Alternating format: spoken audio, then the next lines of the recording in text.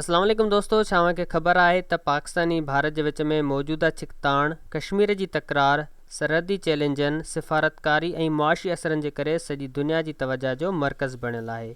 हीउ मौज़ू आलमी ऐं इलाक़ाई अहमियत रखे थो ऐं उनखे सम्झण लाइ सही अंग्रेज़ी लफ़्ज़नि जी ॼाण तमामु ज़रूरी आहे। हीउ वीडियो ख़ालिस तालीमी आहे, न कि सियासी, ऐं असांजो मक़सदु आहे सिख्या खे मज़ेदार बणाइणु। अॼु असां सिखंदासीं दिलचस्प ऐं पावरफुल इंग्लिश लफ़्ज़ जेके हिन पेचीदा सूरत हाल खे आसान ऐं पुरकशिश बणाईंदा। त दोस्तो हिन वीडियो खे आख़िर ताईं लाज़मी ॾिसो। उन सां गॾोगॾु हिन वीडियो खे वधि खां वधि लाइक ऐं पंहिंजे दोस्तनि सां ज़रूरु शेयर कजो। त अचो शुरू कयूं था अॼु जो लेसन। त दोस्तो सभ खां पहिरियां हिते तव्हांजे लाइ वर्ड आहे, उनखां पोइ उनजी इंग्लिश में डेफिनेशन, उनजी सिंधी माना ऐं उनखां पोइ उन जुमिले जे अंदरि वर्ड जो इस्तेमालु। त अचो शुरू कयूं था। असांजो फर्स्ट वर्ड आहे कन्फ्लिक्ट। कन्फ्लिक्ट जो सिंधी में मतिलबु हूंदो आहे झेड़ो या तकरार। A serious disagreement or struggle between two parties often involving fighting. हाणे अचो तन जो असां एग्ज़ाम्पल ॾिसूं था। The Indo Pak conflict escalated after the Pahalgam attack, यानी हिंदू पाक झेड़ो पहलगाम हमले खां पोइ वधियो। नेक्स्ट आहे बायलैटरल रिलेशंस। बायलैटरल रिलेशन जो मतिलबु हूंदो आहे ॿ तरफ़ी तालुकात, यानी मुल्कनि जे विच में जेके तालुकात हूंदा आहिनि ॿिन्ही तरफ़नि खां, उनखे चइबो आहे bilateral relations. Refers to diplomatic and political interactions between India and Pakistan. छो त हिते इंडिया ऐं पाकिस्तान जी ॻाल्हि हले पई, तंहिंजे करे असां हिते इंडिया ऐं पाकिस्तान जी ॻाल्हि कंदासीं। एग्ज़ाम्पल आहे the bilateral relations between India and Pakistan have worsened significantly after Pahalgam attack, यानी पहलगाम जे हमले खां पोइ पाकिस्तान ऐं इंडिया जा ॿ तरफ़ी तालुकात सख़्तु ख़राबु थिया आहिनि। इन खां पहिरें काफ़ी नॉर्मल हुया, पर जीअं ई पहलगाम जे अंदरि अटैक थियो आहे त उनखां पोइ इहे ॿ तरफ़ी तालुकात तमामु ख़राबु थी विया आहिनि। नेक्स्ट आहे दोस्तो टेरिटोरियल डिस्प्यूट। टेरिटोरियल डिस्प्यूट जो मतिलबु हूंदो आहे इलाक़ाई तकरार। अ disagreement over land like Kashmir, यानी कंहिं ज़मीन जे मथां जेको तकरार हूंदो आहे उनखे चइबो आहे टेरिटोरियल डिस्प्यूट, यानी कश्मीर जहिड़ो को इलाइक़ो हुजे।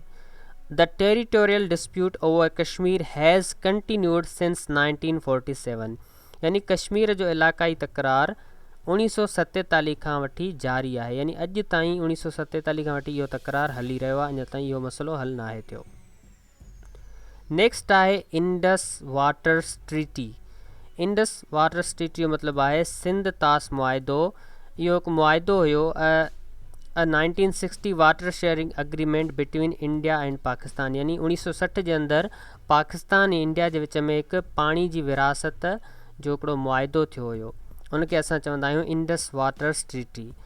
India suspended the Indus water treaty, a major threat to Pakistan, यानी इंडिया सिंध तास मुआइदो मुअतल कयो जेको पाकिस्तान लाइ वॾो ख़तरो आहे। डेफिनेटली इहो हिकु वॾो ख़तरो आहे। जेकॾहिं इंडिया पाकिस्तान खे पाणी नथी ॾिए त असांजे मुल्क जे अंदरि काफ़ी जेको आहे ज़मीनूं गैराबाद थी सघनि थियूं। इन लाइ इन मसइले जो हल थियणु तमामु ज़रूरी आहे। नेक्स्ट आहे water sharing.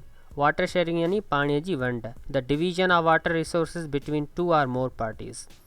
Water sharing in the Indus water treaty is vital for Pakistan, यानी सिंधु पाणी मुआदे में पाणीअ जी वंड पाकिस्तान लाइ अहम आहे, यानी पाकिस्तान जे हिसे जो जेको पाणी आहे उहो पाकिस्तान खे मिलणु तमामु ज़रूरी आहे। दोस्तों नेक्स्ट वर्ड आहे लाइन ऑफ कंट्रोल, जंहिंखे शॉर्ट फॉर्म में चइबो आहे LOC। हिन खे तव्हां कंट्रोल लाइन बि चई सघो था। The de facto border dividing Kashmir between India and Pakistan, यानी कंट्रोल लाइन हिकु फ़ौजी सरहद आहे जेका कश्मीर में पाकिस्तान ऐं इंडिया जे इंतज़ामियत इलाइक़नि खे जुदा करे थी। एग्ज़ाम्पल आहे firing continues along the line of control with both countries blaming each other, यानी कंट्रोल लाइन ते फायरिंग जारी आहे ऐं ॿिन्ही मुल्कनि हिक ॿिए ते इल्ज़ाम लॻाया आहिनि। दोस्तों असां नेक्स्ट वर्ड आहे टेररिज़म। टेररिज़म जो मतिलबु हूंदो आहे दहशतगर्दी।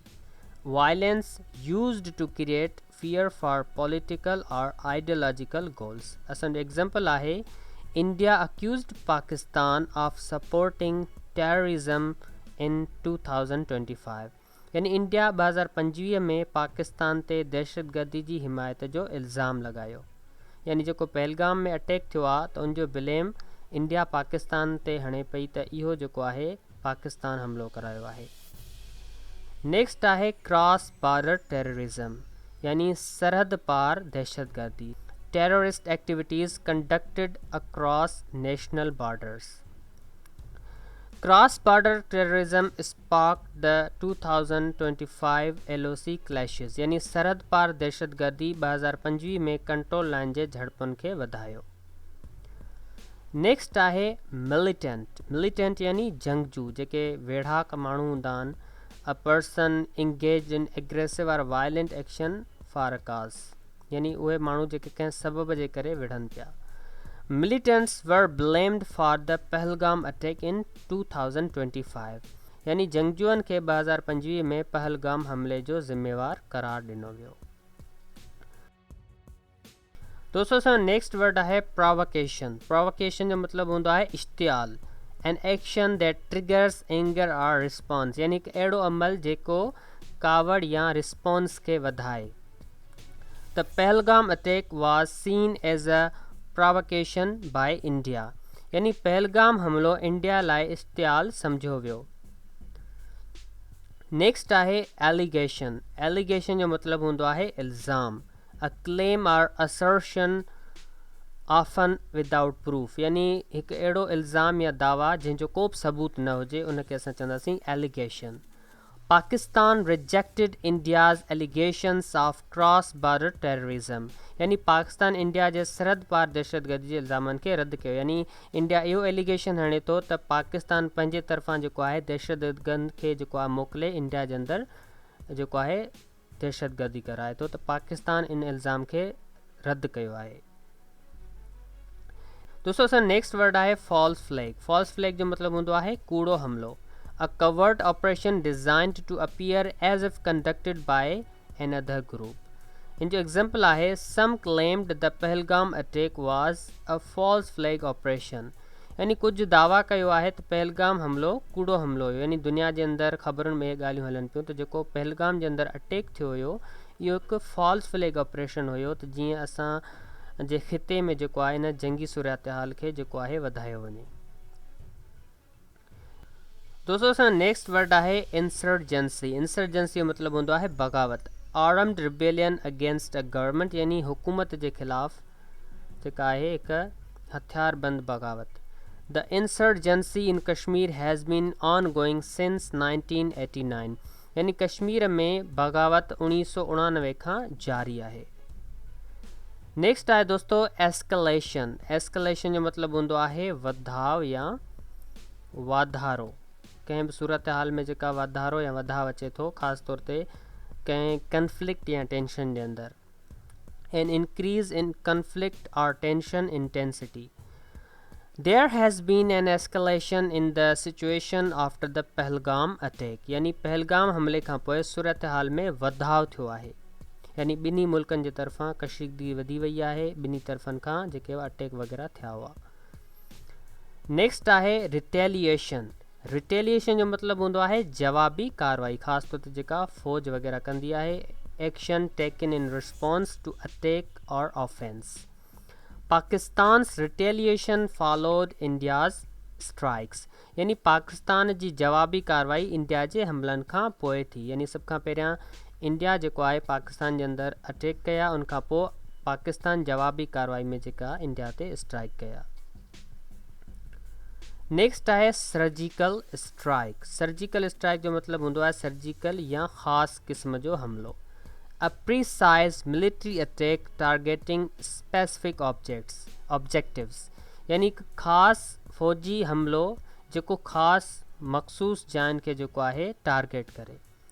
India conducted a surgical strike after the Pahalgam attack, यानी इंडिया पहलगाम हमले खां पोइ सर्जिकल स्ट्राइक कयो। नेक्स्ट आहे ड्रोन स्ट्राइक यानी ड्रोन हमला या ड्रोन हमिलो, attacks using unmanned aerial vehicles, यानी ड्रोन हिकिड़ा ख़ासि क़िस्म जा एरियल व्हीकल यानी फ़िज़ाई जेके आहिनि जहाज़ नुमा मशीनूं हूंदियूं आहिनि जेके रिमोटली कंट्रोल्ड कयूं वेंदियूं आहिनि, उन जे अंदरि को पायलट वग़ैरह न हूंदो आहे। Drone strikes along the LOC raised tensions इन 2025 यानी 2025 में कंट्रोल लाइन ते ड्रोन हमलनि तकरार खे वधायो।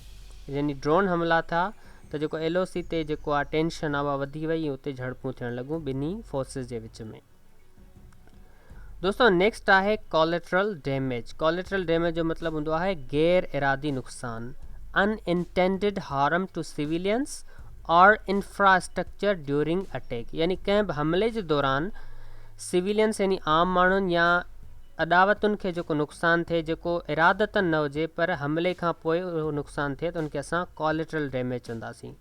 Drone attacks at LOC strikes caused collateral damage to villages. यानी ड्रोन हमलनि कंट्रोल लाइन ते ॻोठनि खे गैर इरादी नुक़सानु पहुचायो। नेक्स्ट आहे दोस्तों कैज़ुअलिटीज़। कैज़ुअलिटीज़ जो मतिलबु हूंदो आहे मारिजी वियल या ज़ख़्मी थियल।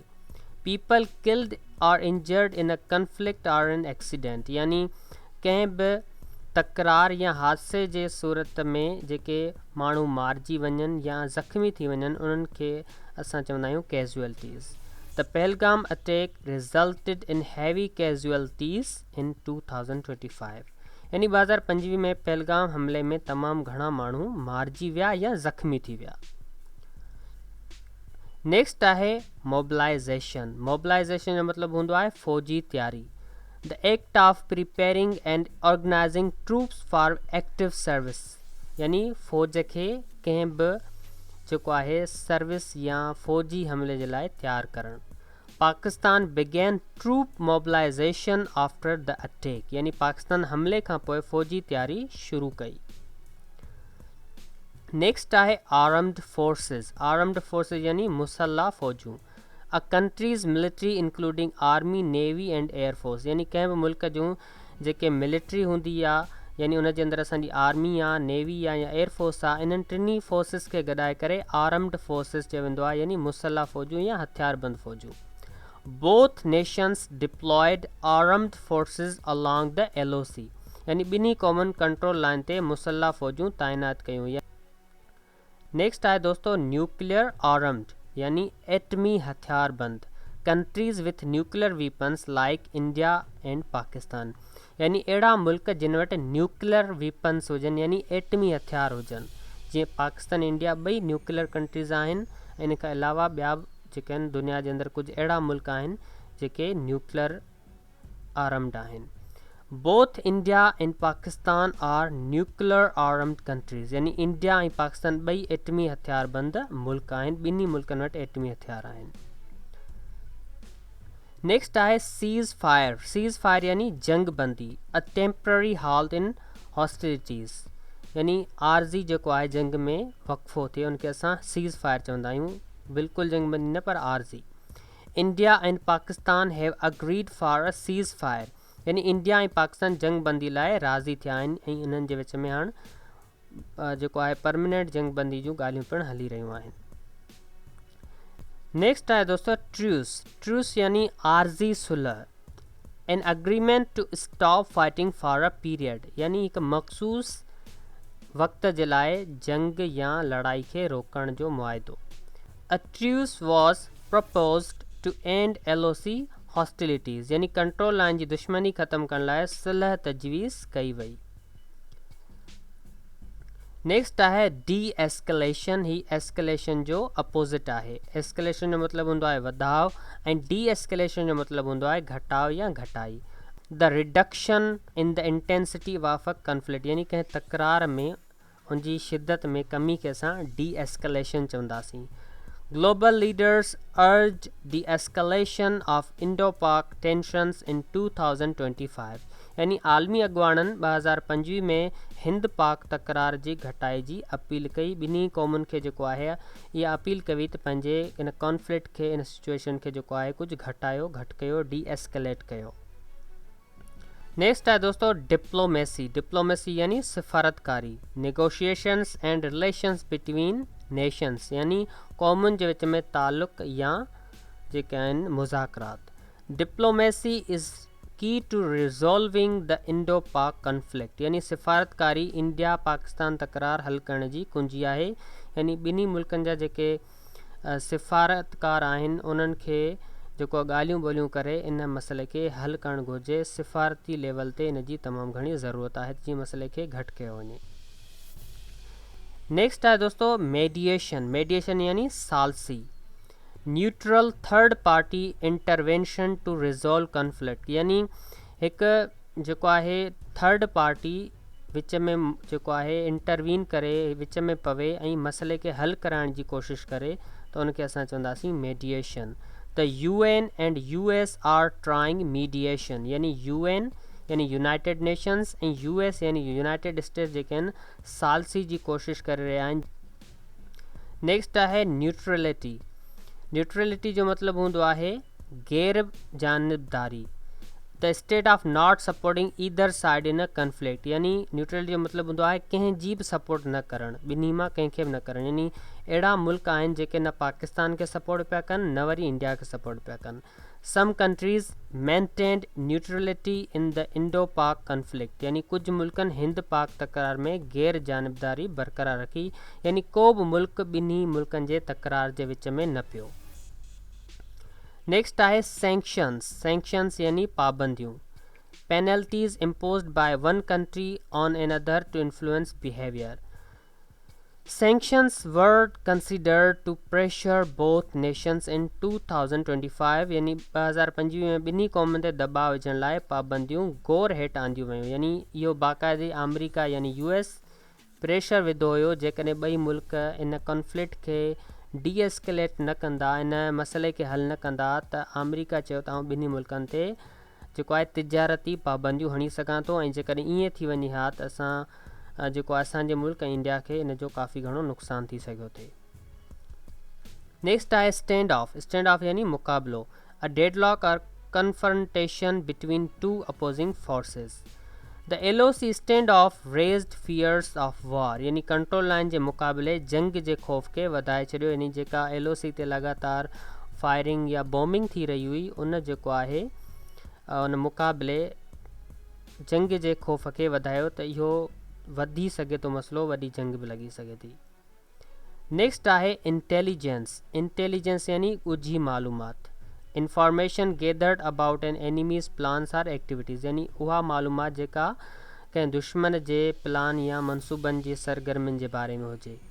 ऐं जंग जे अंदरि इंटेलिजेंस तमामु घणी अहम हूंदी आहे। Intelligence reports warned of further attacks, यानी ॻुझी मालूमात जी रिपोर्टनि वधीक हमलनि खां ख़बरदार कयो। यानी इंडिया ऐं पाकिस्तान ॿिन्ही जेको आहे इंटेलिजेंस जो इस्तेमालु कयो। नेक्स्ट आहे दोस्तो एयर स्पेस क्लोजर, यानी फ़िज़ाई हद बंदिश, banning foreign aircraft from a countries air space, यानी कंहिं मुल्क जे जहाज़नि खे पंहिंजे मुल्क मां गुज़रणु न ॾियणु, उनखे बंदि करे छॾणु। जीअं पहलगाम जो हमिलो थियो त उन जे बदिले में इंडिया सिंध तास मुआदो मुअतल कयो, त उन जे बदिले में पाकिस्तान पंहिंजी एयर स्पेस इंडिया जे जहाज़नि जे लाइ बंदि करे छॾी हुई। Pakistan imposed airspace closure on Indian flights, यानी पाकिस्तान इंडिया जे जहाज़नि लाइ फ़िज़ाई हद बंदिश लागू कई। नेक्स्ट आहे दोस्तो रेटरिक। रेटरिक यानी बयानबाज़ी, inflammatory or persuasive language. Leaders rhetoric fuelled Indo Pak tensions, यानी अॻुवाणनि जे बयानबाज़ी हिंद पाक तकरार खे वधायो। यानी ॿिन्ही मुल्कनि जा जेका अॻुवाण हुआ उहे हिक ॿिए जे ख़िलाफ़ु बयानबाज़ी करे रहिया हुआ, जंहिंजे करे इहे मसइला वधीक वधिया। नेक्स्ट आहे दोस्तो प्रोपेगेंडा। प्रोपेगेंडा यानी propaganda, information often biased use to influence public opinion, यानी अहिड़ी मालूमात जेका अक्सर ग़लति हुजे ऐं जंहिंजे करे अवाम जी राय खे भड़कायो वञे। सोशल मीडिया वाज़ flooded with propaganda from both sides, यानी समाजी मीडिया ॿिन्ही तरफ़नि खां प्रोपेगेंडा सां भरियल हुई। नेक्स्ट आहे डिसइंफॉर्मेशन। डिसइंफॉर्मेशन यानी ग़लति मालूमात, false information spread to mislead. Both nations accused each other of spreading disinformation online, यानी ॿिन्ही क़ौमुनि हिक ॿिए ते ऑनलाइन ग़लति मालूमात पखिड़ण जो इल्ज़ाम लॻायो। ब्लैक आउट यानी बिजली बंदिश, a deliberate shut down of electricity और कम्युनिकेशन, यानी हिकु ॼाणी वाणी बिजली या कम्युनिकेशन जी जेको आहे बंदिश, यानी मवासिलाती निज़ाम यानी टेलीफोन या टावर वग़ैरह बंदि करणी या बिजली बंदि करे छॾणु। Blackouts in Indian cities were linked to conflict preparations. भारतीय शहरनि में बिजली बंदिश तकरार जे तयारियुनि सां ॻंढियल हुई। उनखां पोइ आहे ह्यूमन राइट्स यानी इंसानी हक़, fundamental rights to life, freedom and dignity for all people. Human rights violations were reported during LOC clashes, यानी कंट्रोल लाइन जी झड़पुनि दौरान इंसानी हक़नि जी भनकड़ी जूं रिपोर्टूं आयूं। उनखां पोइ आहे ह्यूमैनिटेरियन जो मतिलबु हूंदो आहे इंसानी, related to helping people affected by crisis, यानी मुतासिरनि खे जेको आहे कंहिं बि हालति में इंसानी मदद ॾियणु। Humanitarian add was sent two displaced families near the LOC, यानी LOC जे वेझो बेघर थियल ख़ानदाननि खे इंसानी मदद मोकिली वई। नेक्स्ट आहे वॉर क्राइम यानी जंगी जुर्म, अ violation of international loss during armed conflict, यानी जंगी तकरार जे दौरान जेको आहे इंटरनेशनल यानी बैनुल अक़वामी कानूननि जी वायलेशन खे चइबो आहे war crime. Attacks on civilians may be considered वार क्राइम्स, यानी आम शहरनि ते हमलनि खे जंगी जुर्म सम्झी सघिजे थो, यानी कंहिं बि फोर्सिस खे इहो जेको आहे अलाउड न आहे त उहे जेके आहिनि आम शहरनि ते हमला कनि, उन्हनि खे नुक़सानु पहुचाइनि। जेकॾहिं इहो कबो त इहो हिकु वार क्राइम तस्वुरु कयो वेंदो। नेक्स्ट आहे दोस्तो सॉवरेंटी यानी ख़ुदि मुख़्तियारी, a country's right to self governance और independence. Both India and Pakistan emphasize the importance of protecting their national sovereignty, यानी इंडिया ऐं पाकिस्तान ॿई पंहिंजी क़ौमी ख़ुदि मुख़्तियारी जी तहफ़ुज़ ते ज़ोर ॾियनि था। त दोस्तों अॼु जे वीडियो में असां इंडिया ऐं पाकिस्तान जे कन्फ्लिक्ट सां रिलेटेड जेका बि मेजर विकोबलरी उहा कवर कई। उमेदु आहे तव्हांखे तमामु घणी पसंदि आई हूंदी। जेकॾहिं तव्हांखे वीडियो पसंदि आयो त वीडियो खे लाइक कयो, कमेंट कयो, असांजे चैनल खे ज़रूरु सब्सक्राइब कयो। इंशाअल्लाह जल्दी मिलंदासीं हिकु नेक्स्ट इंटरेस्टिंग वीडियो सां गॾु। अल्लाह हाफ़िज़।